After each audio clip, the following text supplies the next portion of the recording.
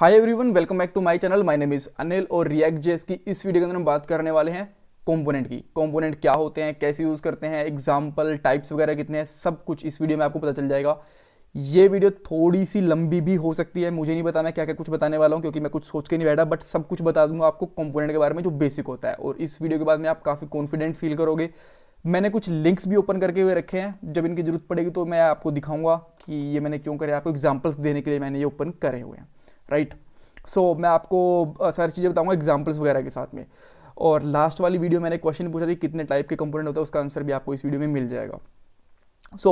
सबसे पहली चीज़, कंपोनेंट होता क्या है। मैं रिएक्ट को छोड़ के एक नॉर्मल भाषा में बात करता हूँ, कंपोनेंट क्या होता है। तो यहाँ पे बहुत सही चीज़ हुई है, specially a part of machine, a part of element और अ लार्ज होल, राइट। मतलब क्या है, कोई बड़ी सी चीज़ है उसका एक छोटा सा पार्ट, राइट। अगर मैं आपके बताऊं कि आपका एक घर है, उसके कंपोनेंट क्या क्या हैं, तो उसके लिए आपका किचन एक कंपोनेंट होगा, वॉशरूम एक कंपोनेंट हो गया, आपका बेडरूम एक कंपोनेंट हो गया, राइट।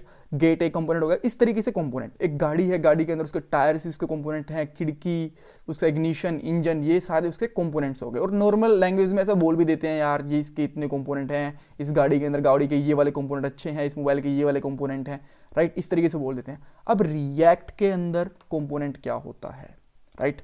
सो देखो, इसके लिए मैंने एक अलग से छोटे छोटे पॉइंट्स बना लिए हैं। Piece of code that can reuse, एक छोटा सा कोड का पीस, कोड का ब्लॉक जो हम बार बार यूज कर सकते हैं, सच एज फंक्शन। देखो फंक्शन क्या होते हैं, फंक्शन को मैंने एक बार बनाया, मान लो मैंने एक मल्टीप्लाई का फंक्शन बना लिया। अब मुझे जहां भी मल्टीप्लाई यूज करनी होगी मेरे प्रोजेक्ट के अंदर, तो मैं वो फंक्शन कॉल कर लूंगा दो पैरामीटर पास करके, राइट। तो उसको बार बार रीयूज कर सकते हैं।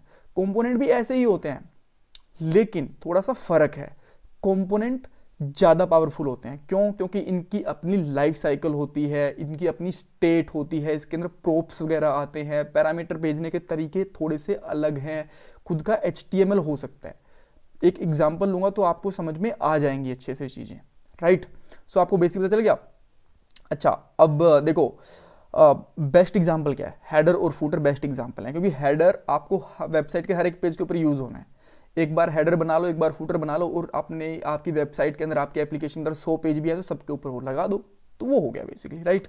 सो आप देख सकते हो एग्जाम्पल, हेडर एक कंपोनेंट है, फूटर एक कंपोनेंट है। और साइड बार, ये वाला साइड बार है, इसको आप रीयूज कर सकते हो, यहाँ भी रख सकते हो, इसको यहाँ पे साइड में भी रख सकते हो।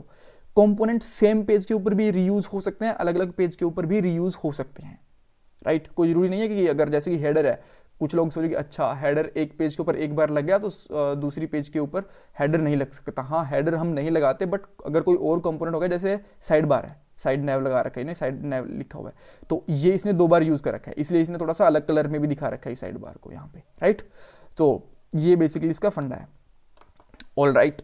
सो अब कंपोनेंट कितने टाइप के होते हैं, इसका कोई आंसर नहीं है। देखो हर किसी ने अपने तरीके से कंपोनेंट के टाइप डिफाइन कर लिए हैं। बेसिकली बनाने के हिसाब से हम 2 तरीके के कंपोनेंट बनाते हैं, या तो वो कंपोनेंट फंक्शनल होगा या फिर क्लास कंपोनेंट होगा, क्लास बेस होगा या फिर फंक्शनल बेस कंपोनेंट होगा, राइट।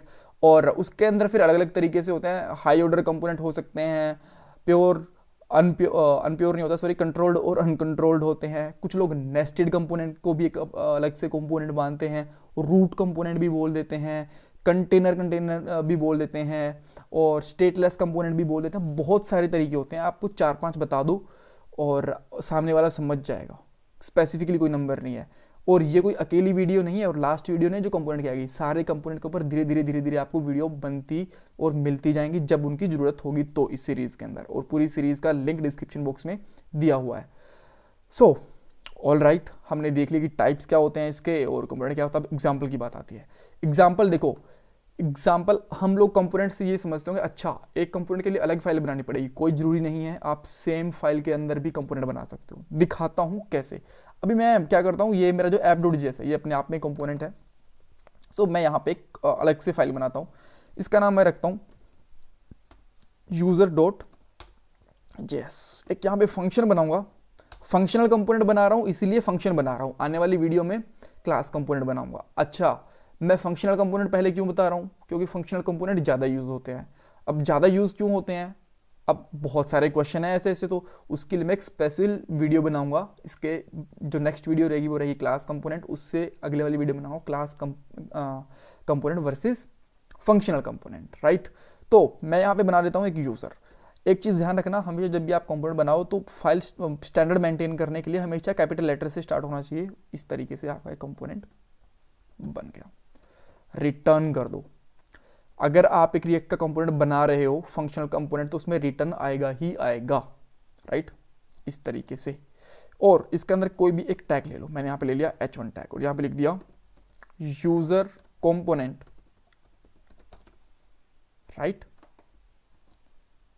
ओके, सिंपल इजी, बन गया कंपोनेंट, राइट। अब इसको यूज कैसे करें? यूज करने के लिए आपको क्या करना पड़ेगा? एक्सपोर्ट करना पड़ेगा। यहां पे करो एक्सपोर्ट डिफॉल्ट। अब डिफॉल्ट क्यों लगाया, इसका रीजन मैं बताऊंगा, डोंट वरी, राइट। मैंने लिख दिया यूजर। क्या एक्सपोर्ट करना है मुझे? यूजर। अब ऐप में आऊंगा और यहां पे लिखूंगा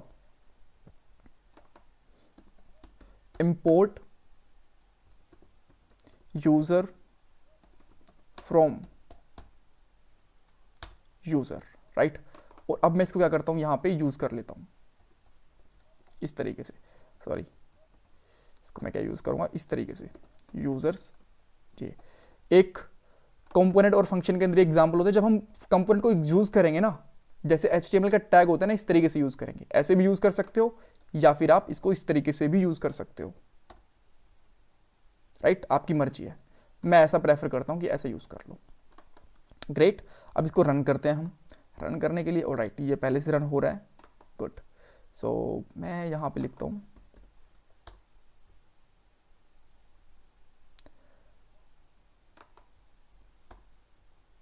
ओके। सो आप देख सकते हो यहां पे यूजर कंपोनेंट लिखा हुआ आ गया। अच्छा, कहते अब बोलो रीयूज करके दिखाओ। देखो कॉम्प्लेक्स एग्जांपल बनते रहेंगे, ये लो बना दिए, रीयूज कर दिया मैंने।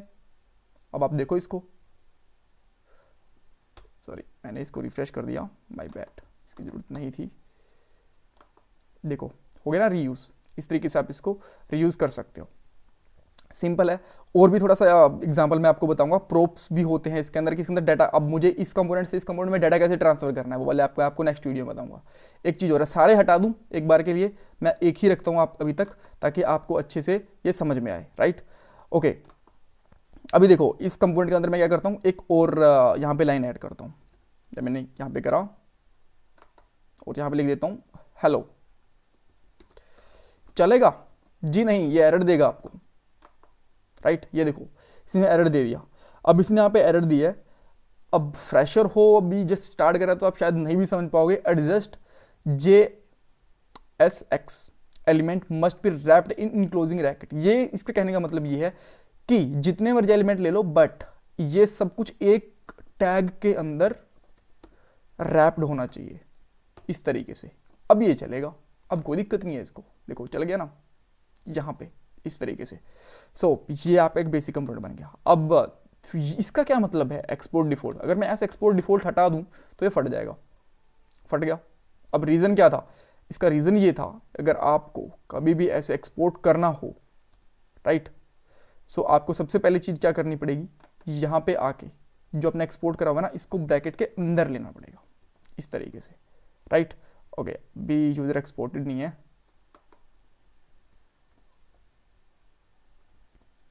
इसको यहाँ से हटा देंगे, इसकी जरूरत नहीं है हम, जब हम इस तरीके से फंक्शन लिखते हैं। और यहाँ पे लिखेंगे हम एक्सपोर्ट, राइट। और अब ये ओके, लेट मी चेक कि हुआ क्या है। नहीं, कुछ नहीं, जस्ट रिफ्रेश करने के बाद चल गया, वो कहीं अटक गया होगा, राइट। सो इस तरीके से अगर आप एक्सपोर्ट डिफॉल्ट नहीं करोगे तो आपको इस तरीके से यूज करना पड़ेगा उसको। रीजन क्या होता है, एक्सपोर्ट डिफॉल्ट एक ही कंपोनेंट हो सकता है, और अगर आपको बहुत सारे कंपोनेंट एक ही फाइल में रखने में है तो आपको इस तरीके से यूज करने पड़ेंगे ब्रैकेट के साथ में, राइट। सो यहाँ पे मैं बेसिकली लिख देता हूँ फिर से एक्सपोर्ट डिफॉल्ट, राइट, और ये सही चल रहा होगा अभी, ग्रेट। एंड अब सेम फाइल में कैसे रख सकते हैं, सेम फाइल में रखने के लिए आप जस्ट इसको कॉपी करो यहाँ से, और अभी के लिए चाहो तो इसको यहाँ से इस तरीके से रख सकते हो, और यहाँ से ये जो लाइन है इसको कमेंट करो और यहाँ पे रख दो। बस सेम फाइल में अगर रख दोगे तो आपको एक्सपोर्ट वगैरह करने की जरूरत भी नहीं है, राइट। और सिमिलरली ये इस तरीके से यूज होता भी जाएगा, राइट। सो इस तरीके से आप सेम फाइल में बना लो या फिर अलग अलग फाइल में बना लो, it's totally up to you, यहाँ पे वापस से कोड कर देता हूँ, राइट। ओके, इस लाइन को भी हटा देता हूँ मैं यहाँ से। सो ये आपको बेसिक आइडिया पता चल गया कि कंपोनेंट किस तरीके से बनता है। आने वाली वीडियो के अंदर मैं क्लास कंपोनेंट बताऊंगा और उसके बाद में बहुत सारी और वीडियोस आएंगी, स्टेट क्या होती हैं, प्रोप्स क्या होते हैं, एक कंपोनेंट से दूसरे कंपोनेंट में डाटा कैसे ट्रांसफर करते हैं, बहुत ही इंटरेस्टिंग चीज़ें हैं, मज़ा आएगा आपको, राइट। तो अभी क्या करना है आपको, ऐसे 3-4 कंपोनेंट बनाने हैं और उसको यूज़ करके आप देखते रहना। सो वेल, कुछ क्वेश्चन हो तो मेरे से पूछ लेना। और इस वीडियो के लिए मेरा क्वेश्चन ये है, ठीक है, हम मल्टीपल कंपोनेंट्स बना सकते हैं, रीयूज़ वगैरह कर सकते हैं, क्या हम एक कंपोनेंट के अंदर दूसरा कंपोनेंट बना सकते हैं? क्या मैं इसको कॉपी करके इस कंपोनेंट के अंदर यहाँ पे इस तरीके से रख सकता हूँ? आपको इसका आंसर करना है हाँ या नहीं में। नहीं तो क्यों, हाँ तो क्यों, ये बताओ, राइट। ऐसे क्वेश्चन ही इंटरव्यूज़ में पूछे जाते हैं, आपके बहुत काम आएंगी ये चीज़ें। So thanks for watching this video, और प्लीज़ अपने वैल्यूएबल फीडबैक्स और कमेंट्स जरूर दिया करो यार, ताकि मुझे पता चलता रहे कि वीडियो ठीक बना रहा हूँ, आपको समझ में आ रही हैं चीज़ें या नहीं आ रही है। So bye bye for a moment and God bless you, take care.